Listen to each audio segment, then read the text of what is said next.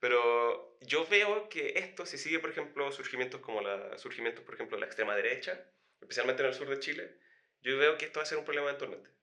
Que en realidad velan por esta vinculación económica con sus feligreses muchas veces a través del fanatismo, muchas veces a través de instigar la falta de tolerancia, instigar, por ejemplo, como el sectarismo, instigar el aislamiento de las comunidades. Entonces, eso sí tiene que ser regulado, eso tiene que existir una entidad. Muy bienvenidos y bienvenidas a este nuevo episodio de Disidencia Canuta. Estamos aquí con Jaime Madariaga, Hola, hola. querido amigo del mundo de la iglesia. Nos conocimos hace unos 11 años ya. Más o menos, 11 años, sí. Y tal como fue el primer episodio, la idea, quiero preguntarle su experiencia, sus opiniones sobre sus vivencias en la iglesia, las preguntas que yo tenía, ahora que vengan de él, para poder mostrar una nueva perspectiva sobre personas que pasamos por ahí y que, bueno, ya no estamos ahí. Así que muy bienvenido, Jaime. Muchas gracias, te pasaste por la invitación. Gracias a ti por estar aquí. Bueno, ¿cuál era la pregunta? Ya, pues partimos. Lo primero, ¿qué se te viene a ti a la cabeza cuando tú piensas en ese tiempo de la iglesia, cuando pasaste o estuviste ahí, de la iglesia evangélica?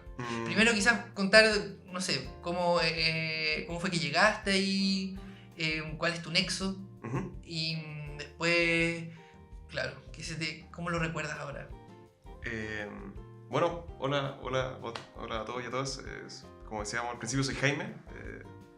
De profesión soy, bueno, creo que es importante decirlo, quizás tenga más sentido después con la narrativa. Estudié literatura inglesa en la Católica y después soy un magíster en ciencias políticas ahí mismo, y en realidad hoy me dedico a la cesantía, pero hace un mes me dedicaba a la educación. Bueno, y a la edición de video y cosas audiovisual, que era como mi trabajo de medio tiempo. A la iglesia yo entré más que nada no por cosas familiares. Mi familia toda así ha sido, hace yo creo como unos 50 años, profundamente evangélico. Salieron como casi con el revival del evangelismo en los 70.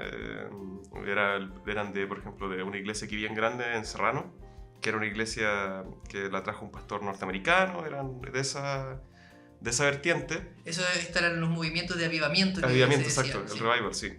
Entonces, ellos son parte, por ejemplo, de este avivamiento latinoamericano que surgió en realidad en los 60, 70.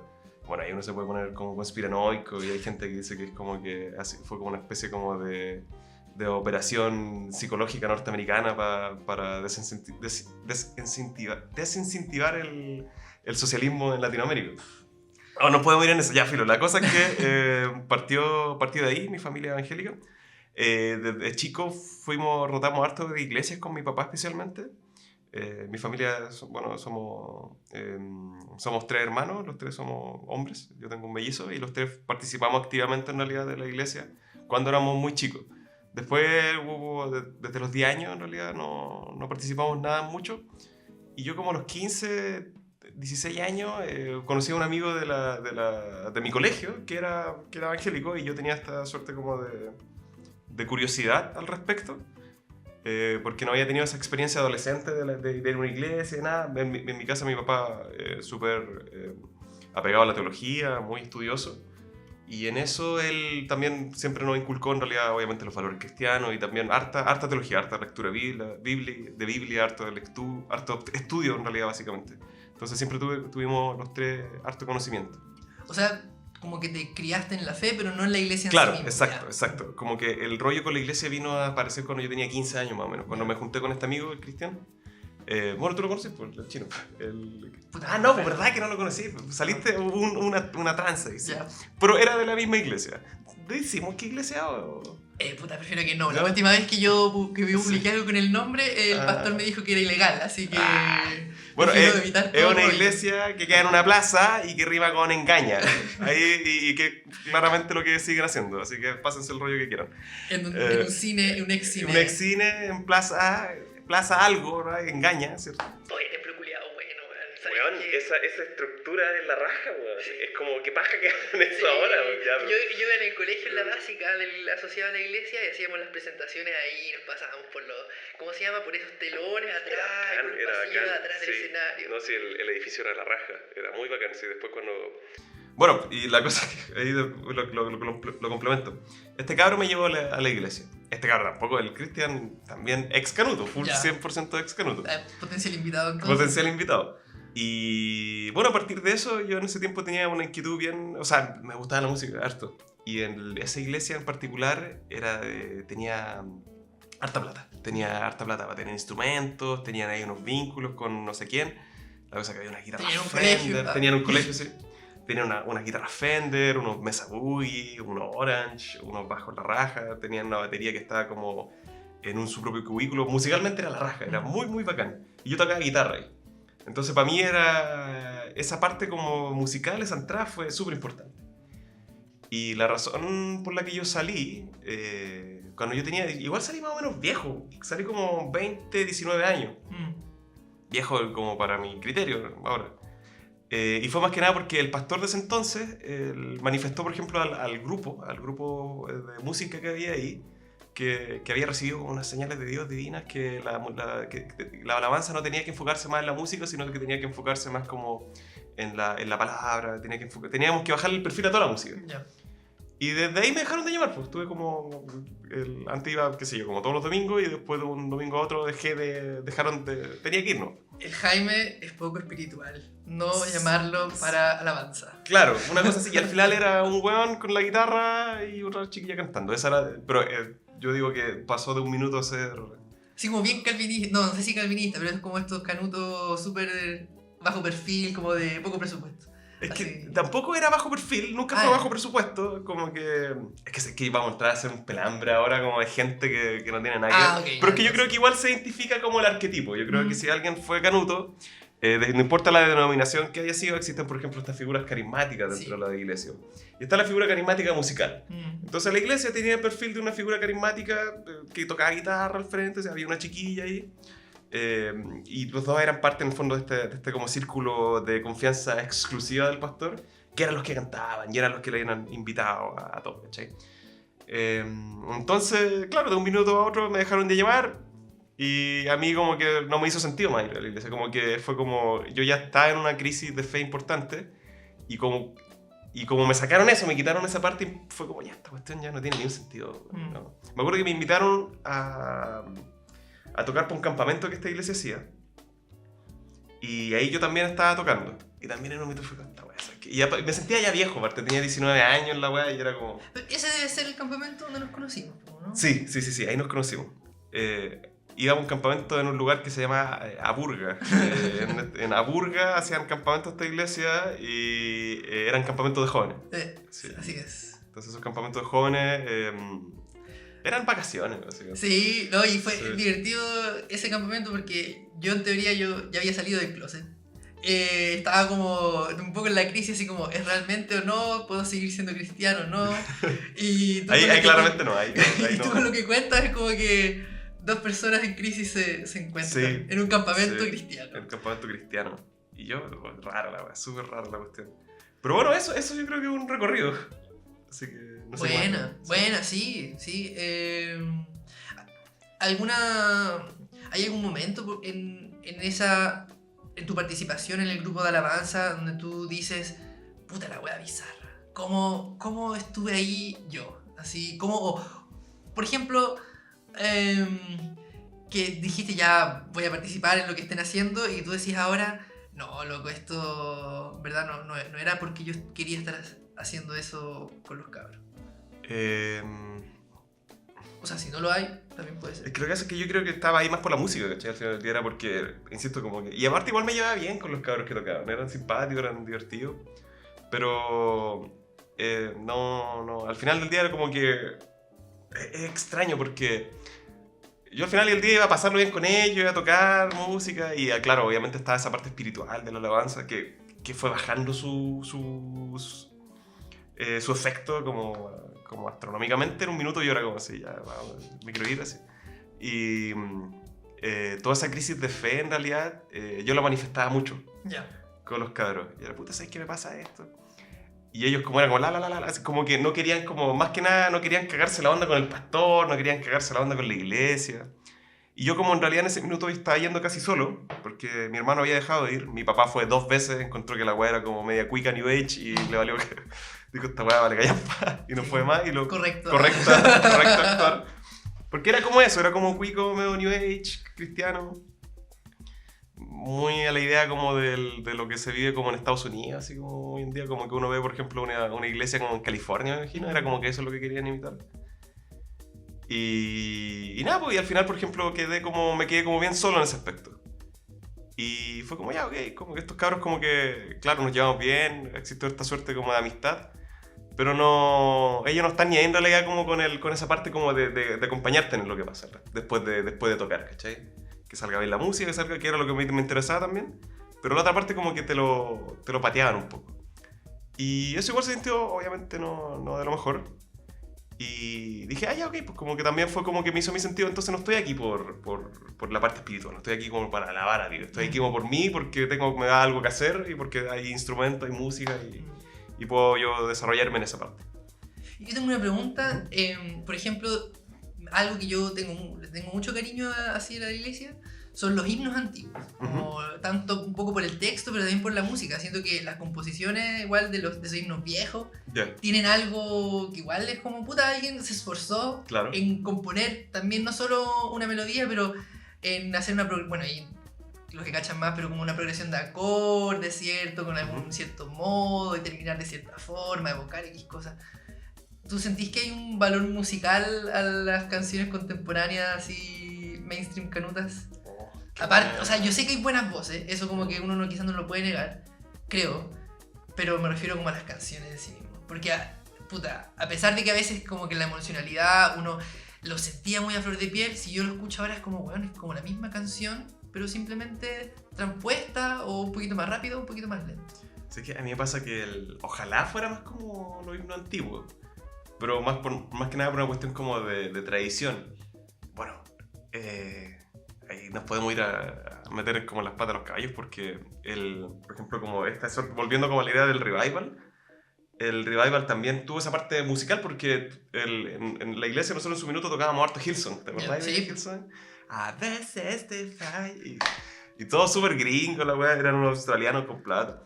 Y yo encontraba acá en las canciones, pero ¿sabes qué? Yo decía, esta canción es Coldplay, esta canción culiada de Killers. Como que no había, por ejemplo, no se diferenciaba con ningún tipo de música, que yo lo encontraba en ese entonces bacán, porque en su minuto ya, claro, yo no quería tocar así como música canuta con un piano y un himnario, y era porque lo encontraba fome.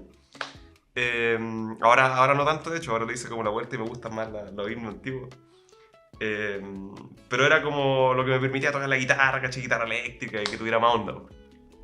Entonces, esa vuelta como del revival, hay gente que dice que bueno, toda esta música que se hace es casi satánica. Todo lo que es como, qué sé yo, Hillsong y todas las bandas cristianas que salieron que son como más poperas y que es como que tiene esa idea de pegar con los jóvenes. Sí. Es casi el conjunto diabólico de distintas empresas. Bueno, creo que Hillsong es de Warner también. Ah, chucha. Puedo estar equivocado, pero es de una empresa, no es como que sea así como salga como del corazón de estos bondadosos pastores australianos. Pero yo creo que si nos vamos como al himno clásico, oh, qué amigo nos es Cristo. Y por ejemplo las traducciones que hicieron desde el inglés son súper profundas, pues, como que, de hecho como que a mí me evocan más como la parte de sentirte acompañado todo el rato. Sí. Así es. Sí, en cambio, por ejemplo, como que las canciones de ahora de Hillsong eran como escúchame mierda, así como Dios, escúchame, aquí estoy, mírame como yo te alabo y observa mi sacrificio y mira lo opulento que soy como porque soy cristiano. Sí. La otra eran como, puta, estoy acompañado por esta figura. Sí, qué contradicción más grande, porque yo también siento eso con los himnos y después contrastarlo con la realidad de la iglesia, donde no me sentía así. Es como, no puede ser, ¿cachai? Como que por un lado el himno, claro, puede haber fortalecido o quizá como avivado un poco mi fe, pero después la participación en la iglesia era como, bueno, ¿y esta compañía dónde está? ¿Dónde se concreta esta compañía? Es difícil, ¿no? Sí, era una contradicción todo el rato se contradecía todo. Sí. Pero es típico, si en realidad también sería hipócrita de mi parte decir que este es el único grupo humano que hace eso. Es como... Es un club social, y la gente tiene sus beneficios y paga sus membresías, y si no pagáis la membresía, bueno, te deja un poquito a la línea, ¿cachai? Así es. Y es eso nomás, po. Igual se da la casualidad que esta era una iglesia grande, que era de una red de iglesias grandes en Medellín. También yo tenía la posibilidad de ir a iglesias más chicas, iglesias de barrio, iglesias Los Pejos, en San Bernardo, en ese tiempo. Y ahí el trato es distinto porque es más de acompañamiento real, pues. Era como gente que realmente está viviendo necesidades bien pragmáticas, bien prácticas, de no tengo para llegar a fin de mes, de mi hijo drogadicto, de mi familia vive tal contexto bien dramático, y la iglesia es un centro de compañía fundamental, pues. Claro, más allá de las cosas ideológicas, es un lugar donde se van a acompañar, pues. Sí. Pero la iglesia, la que nosotros participábamos, era un club social, Sí. era como la gente paga su membresía, qué sé yo, para ser del club español, super cuico también, o del club X, del croata, qué sé yo. Pero lo mismo. Sí. Me encima el 10%. No sé si era más caro que la cresta. Así es. Así que... Mira, ya, pues. Entonces, a ver, la primera pregunta aquí. Bueno, ya, pues la primera pregunta que tenía era ¿por qué te fuiste? Pero la verdad es que ya lo dijiste. Uh-huh. Sí. La otra sería saber si has mantenido tu fe. O, bueno, tu fe, me refiero al concepto global. Uh-huh. Sí. Yo me considero igual actualmente. Bueno, nosotros somos amigos hace mucho tiempo, entonces tú pasaste por mi era de ateo recalcitrante, pesado, culiado, desagradable de hablar con este weón. Ahora me considero un cristiano gnóstico. Ya. Como en el sentido más como de no estoy pasando un rollo como personal. Hay mucha gente que sigue como esta línea, que es como que se centran más como en la figura de Cristo hombre. Ya. Como esa figura en el fondo que vino a conciliar. Y se centra en la pasión, el sacrificio y la misericordia. Más allá, obviamente, como del dogma, de la doctrina. Que la doctrina, en realidad, a pesar de que está como repartida a lo largo de toda la Biblia, especialmente en el Antiguo Testamento, y hay unos que siguen como de manera como a rajatabla cuestiones como tan risorias como del Antiguo Testamento, y otras que ignoran del mensaje directo de Jesús. Eso, por ejemplo, no tener tatuaje, por ejemplo, la misma homosexualidad, ¿cierto? Que es como... ¿Qué parte vamos a leer de la Biblia? Vamos a leer la parte donde apedreamos a los masturbadores, vamos a leer la parte donde en el fondo el ejército de Israel no dejaba sobrevivientes, vamos a leer la parte donde no se deja participar a la mujer, vamos a leer la parte donde si más encima hay una mujer menstruante no va a entrar al templo, o vamos a leer la parte donde Cristo es misericordioso, donde le abre la puerta a los leprosos, a los prostitutas, a los vagabundos. Entonces... son súper tendenciosas todas esas figuras. Entonces, yo escogí quedarme con la figura del Cristo hombre. Cristo que, más allá, por ejemplo, de ser esta figura trina súper poderosa, es la que se quedó en el fondo vagando en el desierto, haciendo calvario, y bajo ese calvario, que es de la experiencia humana, que en el fondo, para mí, por ejemplo, yo lo leo en la Biblia, especialmente como las partes de las parábolas, solamente metáforas del sufrimiento humano, como que, claro, obviamente se extrapolan como cuestiones supernaturales, pero son metáforas de lo que nosotros vivimos diariamente, como con nuestras tribulaciones personales, a través en el fondo de la visión, de la vida que nos toca vivir. Y él la vivió, ¿cachai? Como el único Dios, bueno, en Occidente, que pasó por el fondo por ese periodo. Y también yo creo que esa figura es para mí la más importante. Pero insisto, es como una cuestión, yo no la inventé, pero es hoy día la que me hace más sentido. Y aparte porque yo no quiero renegar algo que ya viví. Como que no siento que caí en un error, que lo más probable que muchos ex cristianos como más tradicionales cayeron, de ya renegarle, cerrarle la puerta, ser, insisto, como un ateo recalcitrante, pesado, como esa cuestión es mentira, métete en la raja. Ahora es como más como conciliador. Entonces concilio, por ejemplo, toda esa experiencia que fue positiva, a pesar de que hablamos pestes de la iglesia. Pero ¿por qué la iglesia? Claro, la fe es una cosa, la iglesia es otra, y... Bueno, para mí en lo personal no fue algo que siempre lo tuve claro.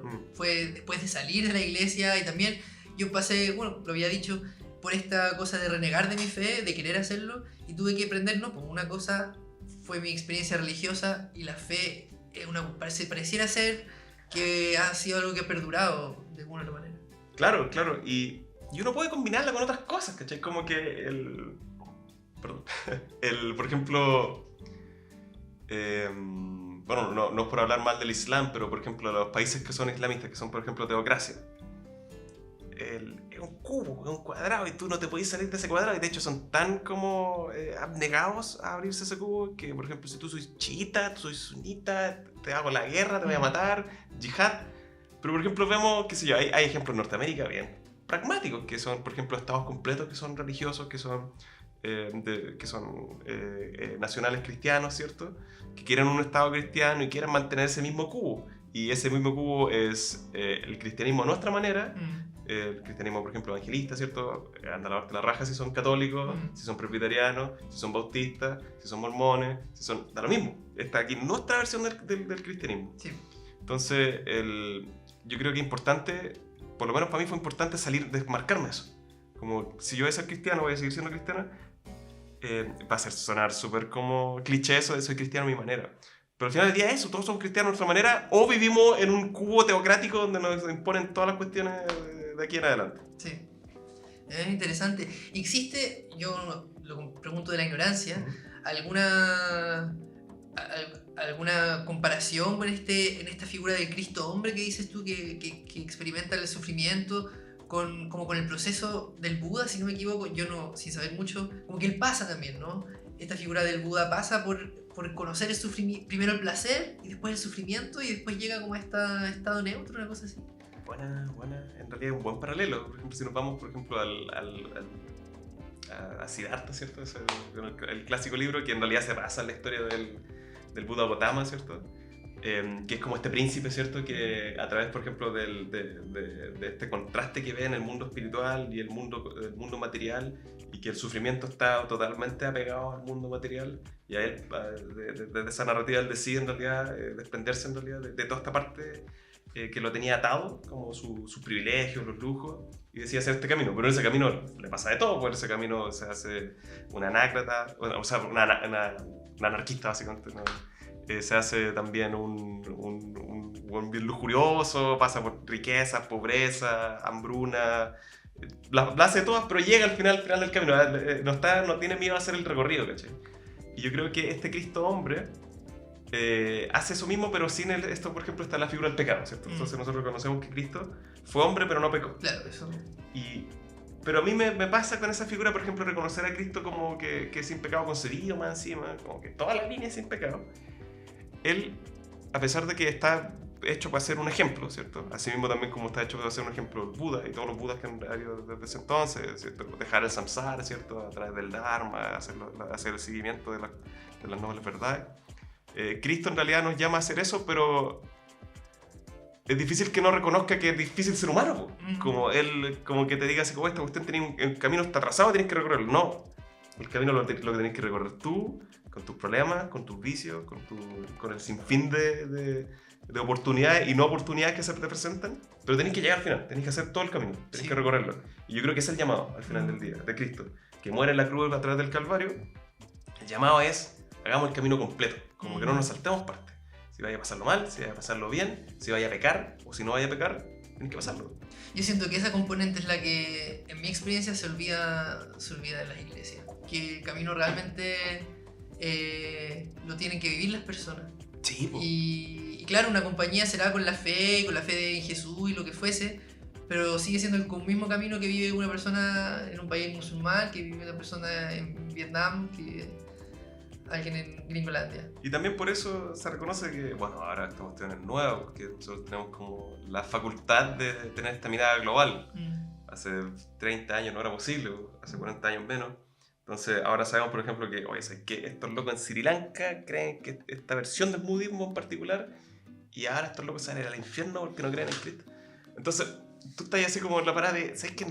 Parece que ser así de cerrado y como condenar a todos estos locos al infierno quizás no sea la respuesta más apropiada. Entonces yo también lo veo desde ahí, como de este cristianismo postmoderno, casi como que nace como, por ejemplo, donde estamos como llenos de estímulos tecnológicos, llenos de estímulos, por ejemplo, lo que pasa por alguna razón sabemos lo que pasa en China, sabemos lo que pasa en Laos, sabemos lo que pasa en Camboya, sabemos lo que pasa en Ecuador, tenemos un conocimiento que no completo, pero mucho conocimiento, qué tan necesario sea eso, no lo sé, Pero es algo que en el fondo no inunda todos los días, pues. Entonces, aparte tenemos que vivir nuestras vidas, tenemos un conocimiento exhaustivo de todo, por lo menos nuestra generación está sobreeducada, así ya pasamos por la universidad, pasamos por magíster, pasamos por el colegio, 12 años, tenemos el internet, podemos ver lo que pasa cada rato, tiene una cantidad estúpida de estímulos y uno ve, por ejemplo, ya traspola eso a un judío en el año menos 200, probablemente no tenía las mismas...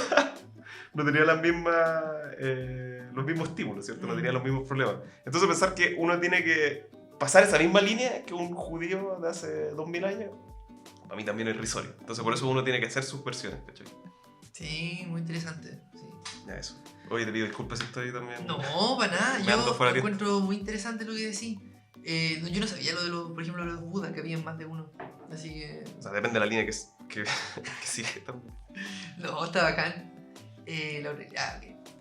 Oye, ¿y has pensado en alguna vez, quizás no ahora, pero alguna vez se te pasó por la cabeza después de que dejaste esa iglesia, en irte a otra o en irte así como derechamente a otra religión, así como quiero explorar esto y participar con, no sé, yo una vez conocí un cabro que decía, no, yo me conocí a los Hare Krishna y en un momento como que me interesó y me quise compartir esto con ellos para igual ver su manera de vivir la espiritualidad.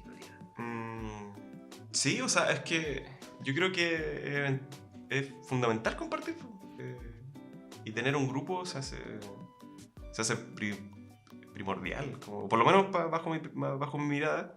Obviamente hay gente que es más tímida, que se siente más cómodo como en soledad, pero a mí me gustaba la idea del grupo, como del grupete de amigos de la iglesia. De hecho, todavía conservo amigos, bueno, tú soy uno de ellos, pues, de la iglesia. Paradójicamente, uno nomás queda en la iglesia. Pero yo, así como visiones como más filosóficas, yo creo que más cuestiones más personales, como de conocimiento esotérico, como búsquedas, por ejemplo, filosóficas, esa fue como para mí mi parada, más que advocarme como un grupo religioso. A pesar de que sí tengo, por ejemplo, cercanía con cosas como la masonería, ¿cachai? Que tiene que ver como con esa búsqueda como interna, que tiene que ver en realidad como con un rango amplio de tolerancia a todas las filosofías, a todos los conocimientos. Pero sí como apegado como a esta suerte de búsqueda interior, ¿cachai? Entonces para mí eso es lo que me llama la atención ahora. Y grupos de amigos tengo, por ejemplo, qué sé yo, los del Muay Thai, que son el deporte que hago ahora. Tengo amigos de grupo colegio, amigos de grupo universidad, amigos de grupo ex iglesia, ¿cachai? Entonces como que no siento esa necesidad así como de verter como...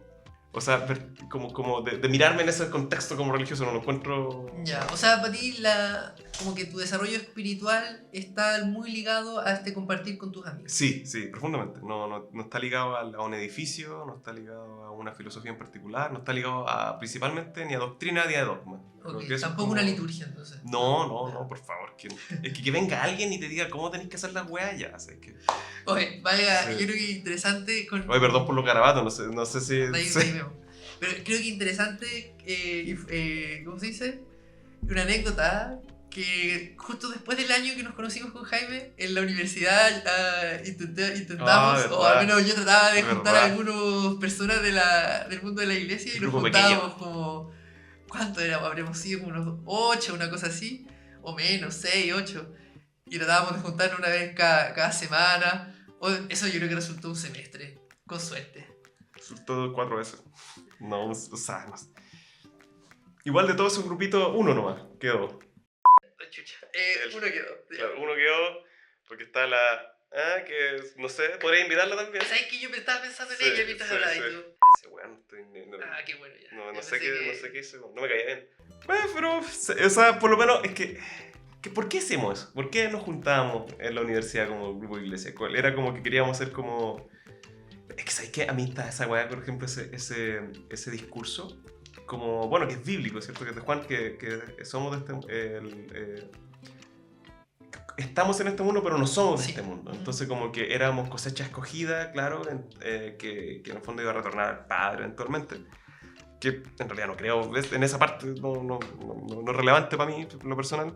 Pero sí era como esta búsqueda, por ejemplo, como de aislarte del resto, como de generar como esta suerte como de supremacía moral cristiana sobre el resto y que tú casi como que te mancháis como tocando al mundo profano. Sí.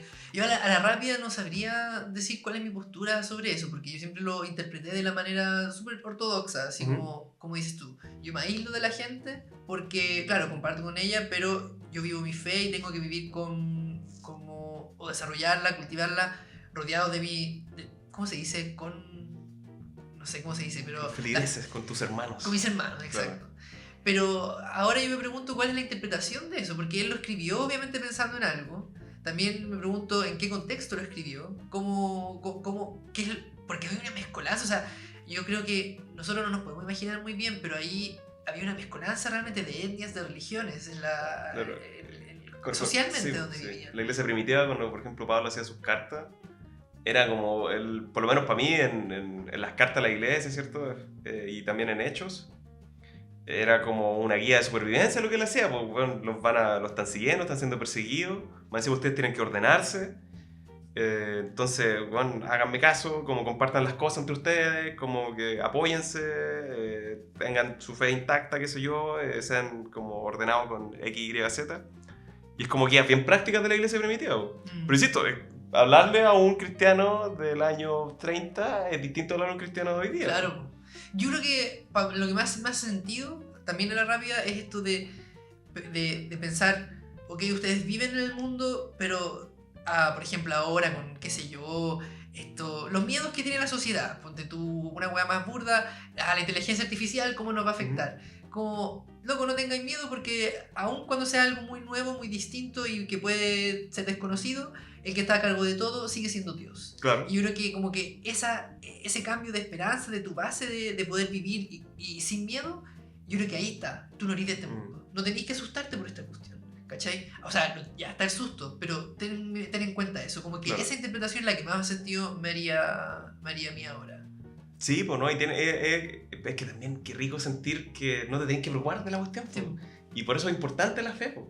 Sí, también por eso es como que lo entiendo. Si tampoco no, de hecho yo he sido muy cauteloso de no insultar al feligres, pero sí insultar al pastor, a la autoridad de la iglesia, porque para mí ellos son vendedores de aceite de serpiente, como que están ahí para meterte como en su círculo, como en tu círculo económico, y que tú le des plata y que seas parte de la web. Pero el feligres no, porque el feligres busca lo que tú dijiste, busca tener una salida a esa constante ansiedad, ¿cierto? A la angustia de tener que vivir con la incertidumbre, de tener que vivir con, por ejemplo, traumas. Mucha gente se vuelve cristiana por cuestiones traumáticas, mucha gente se vuelve cristiana por cosas de culpa, ¿cierto? Clásico el ejemplo del Canuto expreso, que viene de una culpa muy grande, ¿cachai? Y para mí eso tiene sentido, pues, ¿por quién soy yo para decirle que, oye, no busquen la respuesta en esto? Porque o eso, buscar la respuesta en esto, o caer en una depresión profunda, volver a la droga, qué sé yo. Entonces, ¿quién soy yo para decir eso? Como que, oye, yo tuve la suerte de ir a una universidad y tuve la suerte de que mis viejos me apoyaron en eso, y ¿qué? Yo le voy a decir que, oye, no crees en esa cuestión, no. Sí, comprendo, sí. Buena. A ver. Pido disculpas de nuevo si es que estamos saltando de un tema a otro. No, está bien. Me gusta la dinámica así. Ya, bueno. Ya, pues, creo que esa es la tercera pregunta. Ahora la última. Oye, Jaime. Sí. En particular, de tus recuerdos, ¿hay algo que tú recuerdes con cariño?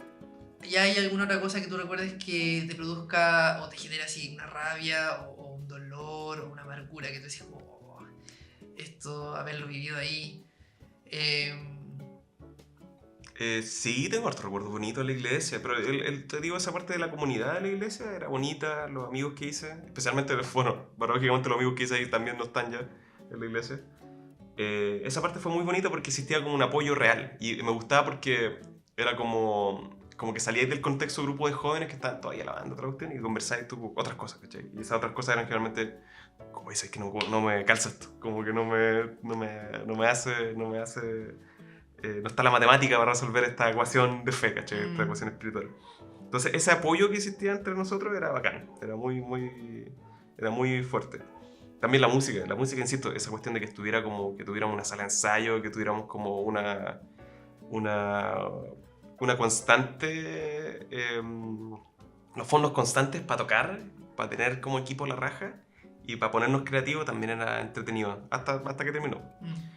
Y como recuerdos como más traumáticos, o sea, traumáticos no tengo como un trauma en la iglesia. Sí tengo como recuerdos de que en un minuto existió como...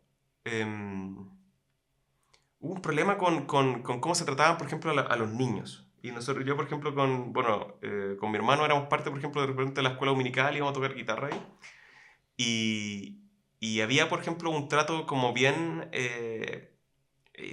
no diría extraño, si en ningún minuto como vi cosas como muy, muy raras, pero era muy... la gente que trabajaba ahí era muy, por ejemplo, se enfocaba mucho, por ejemplo, en no tocar a los niños, obviamente, eso que está súper bien, es lo ideal, pero me daba como la impresión de que, pero esta weá es porque pasó antes, ¿cachai? Es como porque hubo un tema con esta cuestión. Como que eran súper pragmáticos como la cosa, por ejemplo, con el contacto, que para mí era lógico, para mí, claro, tú no vas a tocar a un niño extraño, pero ellos para mi parecer, eran muy vocales con eso, demasiado. Era como que se fueron para el otro lado.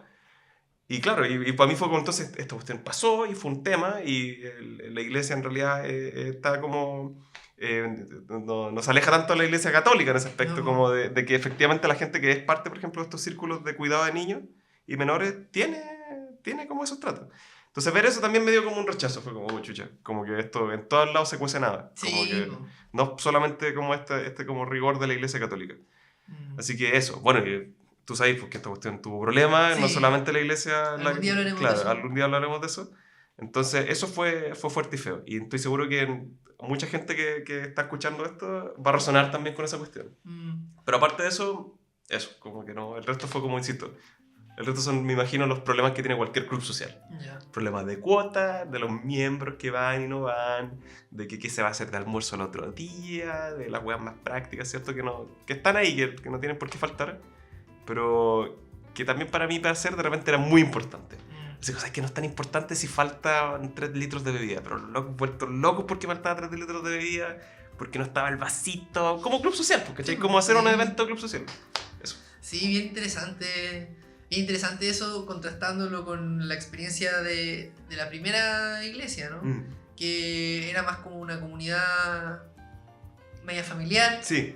Donde, no sé, o sea, por ejemplo, con los niños, en la familia, si uno ve o sea, si uno se crió a veces con sus primos y qué sé yo, como que es súper natural igual interactuar, Sí. ¿cierto? Con los grandes, con los chicos y todo. Y es raro, ahora lo veo así, como lo dices tú, como raro que eso se pierda más encima en un lugar donde justamente debiera como ser de acogida también. Sí. Y que se pierda más encima por una cuestión tan horrible como el abuso infantil. Pues. Claro. Sí, claro. sí. Y de hecho, como volviendo a eso que decías porque yo antes venía como de la iglesia muy chiquitita, muy de barrio. Nosotros íbamos a una iglesia en Franklin hasta que tuve 10 años. Que era, de hecho, la iglesia de mi tío. Ya. Y esa iglesia era... Nos vamos a almorzar después aquí mismo, hacemos una cazuela entre todos y estamos compartiendo. Pues. Pero éramos 15 personas, ¿cachai? Era distinto. Y por ejemplo, esas 15 personas, o éramos familia, o eran cabros que vivían ahí mismo, ¿cachai? Entonces era como mucha esta idea como de hacer como un núcleo familiar que rodea un poco la figura de Cristo, la figura cristiana, ¿cierto? Pero en esta iglesia, la otra iglesia grande que la que estaba hablando, no, era todo lo contrario, era como una cuestión grande, una cuestión donde todos son parte de todo y tú tenés que estar ahí cuidado con tu rol y soy diácono, qué sé yo, tenés tu rol y así, weá, y es una empresa básicamente al final del día, entonces, Sí. me decía que no te pagan. Sí, sí. Eso. Sí, eso también a mí como en retrospectiva me da una sensación de como, ¿sabes qué tanto tiempo perdido en... Sí, en weá, sí. Sí. Es verdad. O sea, claro, uno perseguía una meta, pero es como, loco, no debió haber sido tanto. No, porque la iglesia quizás debería haberse no sé si preocupado, pero debe haber considerado que sus feligreses tenían vida también, Sí, fuera de ella. Sí. Es que esa es la idea de formar como esa comunidad cerrada, pues, ¿cachai?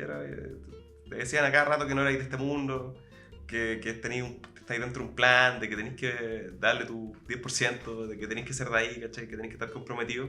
Pero insisto, para mí me hace sentido para un montón de gente Sí. que está pasando por periodo, etc. pero sí culpo a las autoridades de la iglesia, sí las culpo 100%. Oye, y en retrospectiva de la experiencia que tuviste ahí, ¿era algo que tú lo sientes ahora, o esta weá se parecía mucho a una secta, o no? Tenía partes sectarias, sí, obviamente había parte. Para mí toda la iglesia, en realidad, todos los círculos así de cerrados son sectarios. No tengo otra... Para mí es la tolerancia lo que define, lo que distancia una secta de una cuestión que no es secta. Si tú te vas a juntar a un grupo donde son todos abiertos y pueden representarse a ellos mismos con sus ideas sin ningún problema, ok, deja hacerse. Pero si tenéis, por ejemplo, un grupo donde solamente tenéis que poner tu plata acá, solamente tenéis que ver la Biblia así, solamente tenéis que juntarte así con esta gente, tenéis que hacerle caso. Eso para mí es sectario. Yeah. Entonces sí, tiene un carácter sectario para mí esta iglesia. Esta iglesia y toda la iglesia independiente.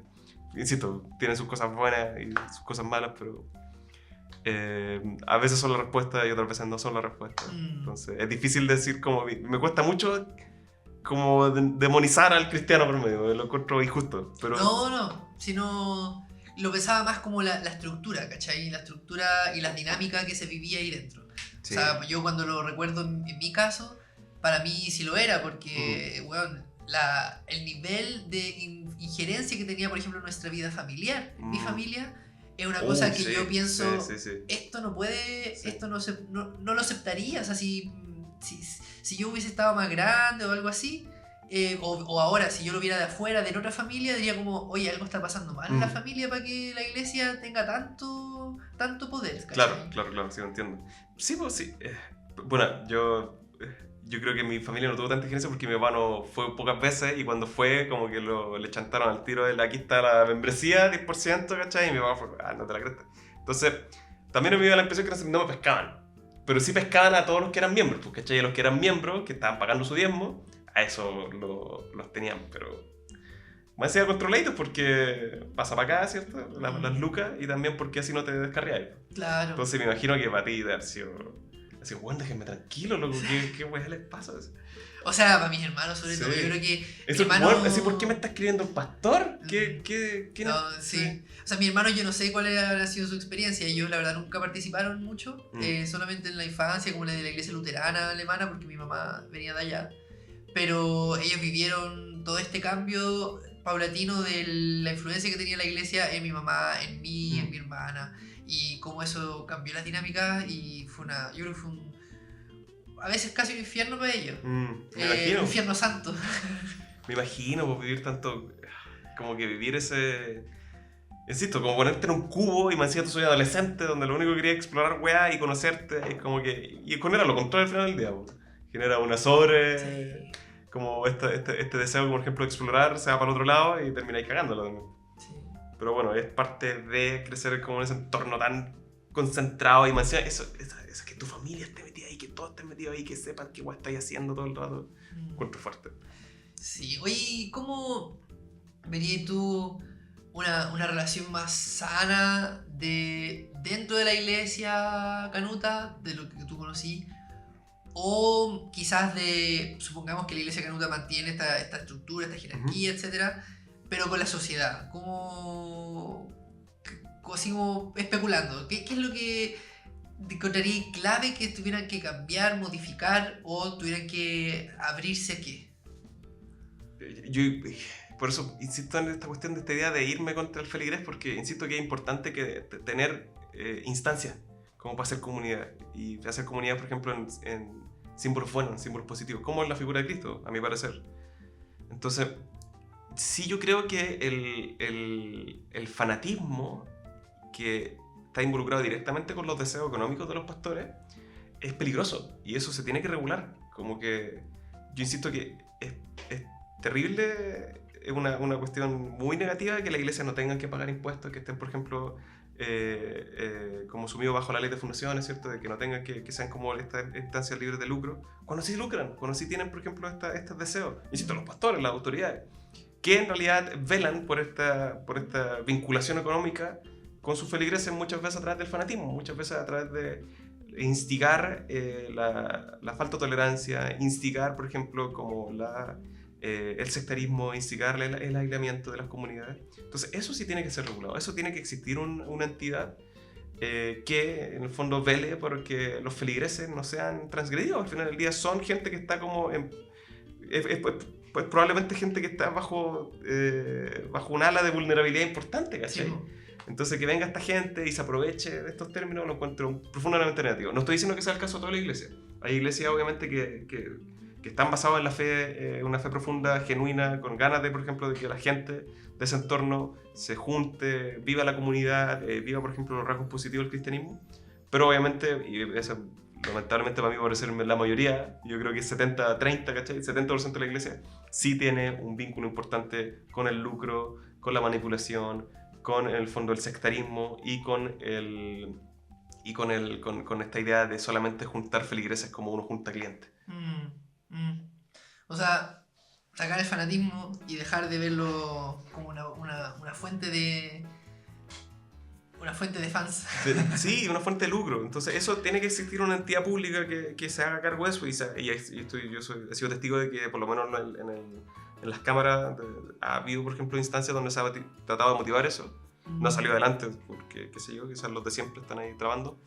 Pero yo veo que esto, si sigue, por ejemplo, surgimientos, por ejemplo, de la extrema derecha, especialmente en el sur de Chile, yo veo que esto va a ser un problema eventualmente. Como que va a ser un problema, por ejemplo, para la pluralidad de educación, va a ser un problema, por ejemplo, para la pluralidad de ingresos a ciertas comunidades que van a ser, por ejemplo, profundamente evangélicas. Y va a ser, por ejemplo, también un problema para la migración, que también, me imagino, tanto la extrema derecha como ciertos grupos sectarios de los grupos cristianos son como muy anti-inmigrantes, a pesar de que los que van a la iglesia muchas veces son, por ejemplo, gente de Venezuela, gente de Colombia, gente de Haití, que vienen en fondo a buscar eso, a buscar como este auxilio.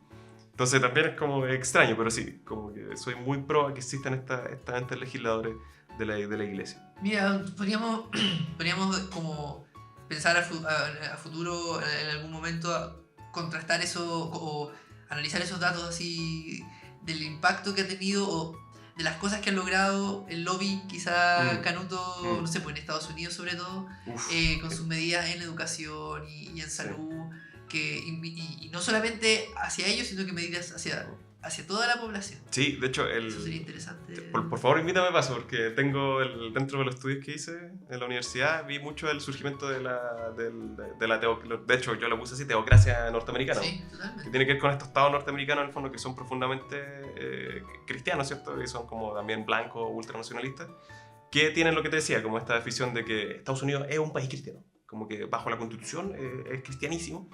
Y tú, por ejemplo, si vas, por ejemplo, a las bases constitucionales por ejemplo, si te insisto, como a Jefferson, a Washington, que fueron como los fundadores y que fueron como quienes plasmaron, por ejemplo, los ideales republicanos en la Constitución, pusieron que la iglesia, que en el fondo el Estado iba a ser laico, que no se iba a regir bajo una sola religión.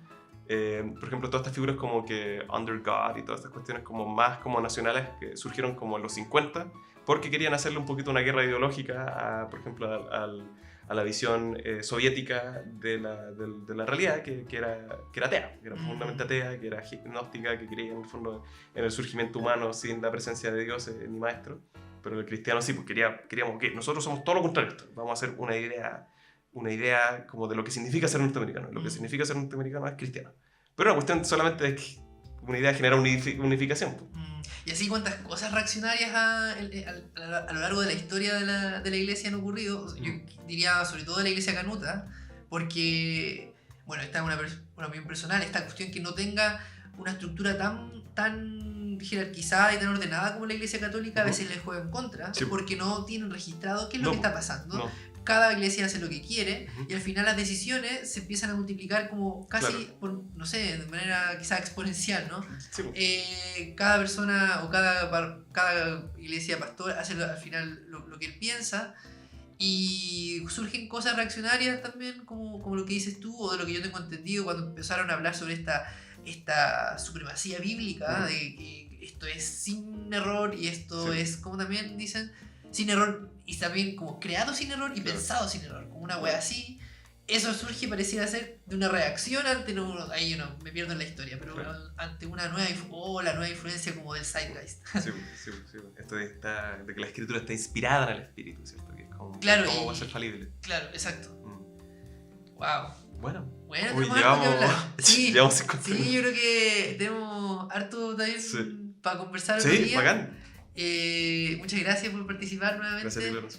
Espero que les haya parecido interesante. Ojalá. Que ojalá hayan podido encontrar algunas cosas en común con su experiencia para las personas que estuvieron en la iglesia. Y si no, bueno, es una perspectiva diferente a la mía sobre la iglesia evangélica en Chile, sobre lo que significa la realidad de cada uno de los que pasó por ahí. Y creo que es algo bueno de dar a conocer al mundo. Así que muchas gracias, Jaime. Gracias, Lorenzo, gracias por la invitación. Y ahí nos vemos en el próximo episodio con un siguiente invitado o invitada que está por definirse todavía. Ya. Chao. Chao.